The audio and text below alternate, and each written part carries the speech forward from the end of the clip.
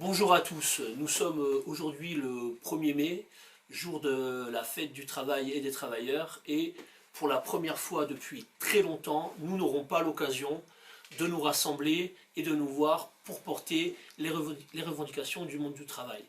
Alors, vous le savez, nous vivons une période extrêmement compliquée en ce moment, c'est le moment du confinement, nous sommes tous confrontés à une terrible épidémie, c'est une grande première, et le stress chez tout le monde est immense.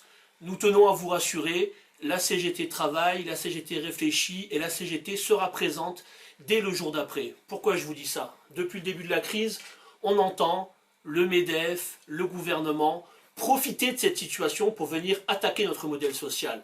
Ils parlent de semaine de 60 heures, ils parlent de revenir sur les normes environnementales, ils parlent d'attaquer notre droit social, ils parlent d'attaquer le temps de travail. Tout ceci pour nous est inacceptable.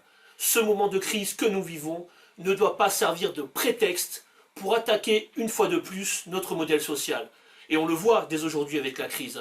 Toutes ces logiques, toutes ces politiques ont mis notre hôpital public sur les genoux. Aujourd'hui, si nous sommes confinés, c'est parce que notre système de soins n'a pas le moyen d'accueillir autant de patients que cela devrait être nécessaire pour faire face aux conséquences de la crise sanitaire.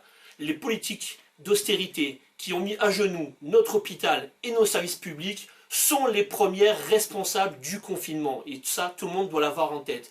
Et donc, il serait complètement stupide, aberrant, voire criminel de laisser des gens qui ont mis en place des politiques d'austérité responsables de la situation dramatique dans laquelle nous nous trouvons, profiter de ce moment pour en remettre une couche dans toujours moins de droits sociaux et dans toujours moins de droits pour les salariés et pour les travailleurs. Ceci, nous ne l'acceptons pas. Le jour d'après devra être social et il le sera. Le jour d'après devra être aussi écologique et il le sera. Il n'est pas pensable que le jour d'après se construise sur le même modèle que celui qui nous a mené à cette situation. Cette crise doit nous faire prendre conscience d'une chose extrêmement simple.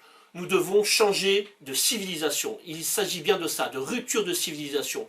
Demain, nous devons mettre en place un nouveau modèle de société où les échanges et les productions seront relocalisés, où la dimension sociale sera revalorisée et sera prioritaire dans les politiques publiques, où la protection de l'environnement et du vivant seront prioritaires. Ça ne peut plus être le monde du libre marché. Ça ne peut plus être le monde de la globalisation et de la mondialisation. Ce n'est plus possible. Nous devons passer à autre chose. Nous devons construire un autre monde.